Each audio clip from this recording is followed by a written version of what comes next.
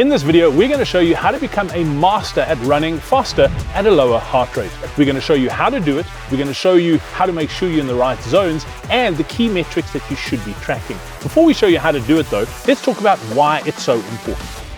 Brad, think fuel economy in your car. So wouldn't you prefer it if you went further on the amount of money that you spent? For example, if you put 1,000 rands worth of petrol in your car and your car goes 600 kilometers, imagine being able to put 1,000 rand into your car, but you go 800 kilometers. And that's exactly how it works. Essentially, what we want to do is we want to improve the body's ability to deliver oxygen and nutrients to the muscles where they need to do the work. Essentially, what we're trying to do is improve your body's ability to pull air into the lungs and at the sites of the alveoli to take the oxygen out of the air and push it into the blood vessels, and then for your blood to transport oxygen and energy substrate to where it's needed in the body, and conversely to improve our body's ability to take away the byproducts of energy metabolism out and away from the muscles back to the sites of the lungs and to expel carbon dioxide into the atmosphere. And if we do that, we make you more efficient. So in other words, the activity that you're doing costs you less. All right, cool. So that's a lot of theory. Lindsey, let's talk about practically how do we implement this in our running? That's a great question, Brad. And essentially what you want to do is make sure that you run your easy runs easy enough. That will also help you to improve your body's ability to recover from workouts. It also means that you'll be fresher when it's time to do your hard runs, and you'll be able to do your hard runs faster than you otherwise would have. But from a physiological point of view, it's also important because when we run easy, and in particular when we run easy enough, you then also improve all those physiological factors that I was talking about. And it's when we run easy that your body can really improve your body's ability to extract oxygen and to supply oxygen to the energy process so that most of your fuel can come from fats. We've got plenty of fats in the body. Your body burns them really efficiently. As intensity goes up, we can still use oxygen largely in the process of energy, but we need to use more and more carbohydrates. That is an inefficient fuel for your body to burn, number one. And number two, we've got a very limited store of carbohydrates, and so if you can burn fats efficiently, that is how you're going to improve your body's ability to run, and that is how you bring your heart rate down at equivalent speed, or put better, at the same heart rate, you can run faster. Right, that's awesome, Lindsey, but how do I know that I'm training easy enough? Brad, that is the question. How do you know that you are running easy enough? So we like to refer to that as zone 2, but the reality is that you just need a measure to help you understand and know that you are in that right zone. Typically, we don't like to use age-related formulas at Coach Parry because particularly as we age, if we're using heart rate as the metric, your heart rate won't go down, or your maximum heart rate won't go down as expected by age, particularly if you exercise well, because your body works on the principle of if you don't use it, you lose it. But if you're exercising well and you stay active, then you will maintain a higher heart rate than your peer group. So what we want to do is actually get out there and do a test. And the most effective and easy test for you to do is to go out and run between 30 and 40 minutes as hard as you can. And that will give you an average heart rate that'll be pretty close to what your threshold heart rate is.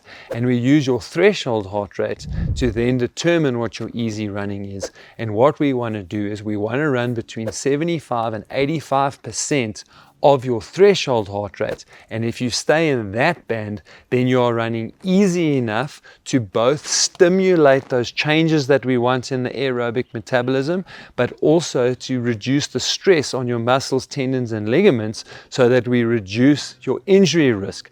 That means that over the long term, you can build your volume up effectively, because that's another thing that we need to do to improve our efficiency, is that over time we really want to build up your volume of running, and that will get to a point of diminishing returns. And if you still have more time to train, then a very effective way of improving aerobic conditioning without increasing injury risk is to add cross training or something like cycling, rowing, or swimming into your training mix. All right, Lindsey, so you've mentioned heart rate as a way to measure this. What if you don't have a watch or you're not really tracking heart rate? Are there other metrics that you can use to do this? Yeah, Brad, they're very effective tools that you can also use, and they become more effective as you gain more experience. The most obvious is the talk test, or as we've coined it at Coach Parry now, the singing test. But if you can run along and hold a robust conversation with someone, something like you would hold in the pub when you're arguing about whether Liverpool or Manchester United are the best team, although maybe that'll be too high in intensity. But you want to be able to hold an argument with your friend, that will tell you that you're actually running easy enough. And similarly, if you can sing, so if you're on your own, if you're running along and you can sing a song and you get to the end of that song and you're not completely out of breath, it's okay to be a little bit out of breath, but you don't want to be completely out of breath. And then we can use something that's called the rating of perceived exertion scale, your perception of the intensity on a scale of 1 to 10. And research has shown that that correlates quite strongly to your percentage of heart rate. So what you want to be doing is running at a rating of between 6.5 and 7.5 out of 10, and that will have you in the right zone. Lindsey, early on in the video, you alluded to increasing your volume in order to do this. Should we be running more, or are there other things we can do that can help us achieve this? So Brad, you've asked a lot of good questions today. So yes, as I said, is that there is a point at which the volume gets to a place of diminishing returns. In other words, our risk of injury gets too high if we are running too much. And then there are lots of little things that we can do that can really help our body's ability to run faster at that similar heart rate. I've spoken about cross training, so we can increase the volume of our training by adding in cycling, by adding in rowing, by adding in swimming. We don't have to add in all three. So I would look to doing 1 to 2 sessions of that in a week. But similarly, we can help this whole process along by making sure that our bodies are getting what they need. And here I'm talking specifically fuel, Brad. So if you are eating well and you are giving your body the fuel that it needs both during exercise and importantly immediately after exercise, then your body will teach itself how to burn fuels more efficiently while you're exercising, and very importantly, you'll recover better in between sessions. And one of the signs that you are in fact not recovering properly from sessions is that both at rest and while you are exercising, your heart rate will actually be higher than expected. The next thing we can do is strength training. By doing strength training, we can really improve the body's ability to move efficiently when you are strong in the right place. It improves biomechanics, it improves your ability to resist injury, and it makes you more powerful so you get more out of each step. And then finally, I want to talk about walking.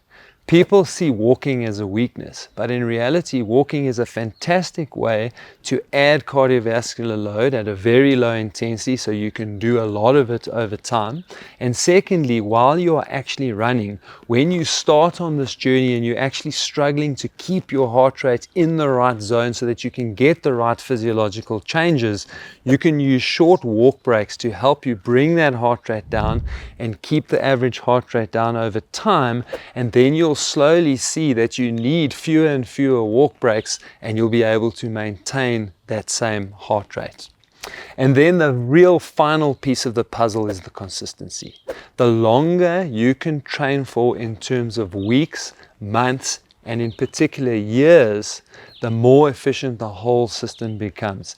And it's really that multiplying effect over years that will see the biggest and most sustainable change in your running. So we've been talking about running faster at a lower heart rate today, but there's actually a simple 3-step system that you can follow that'll help you run faster than 98% of people on the planet. If you watch the video that's on screen now, it's really simple to implement in your training, and it'll get you running faster in no time.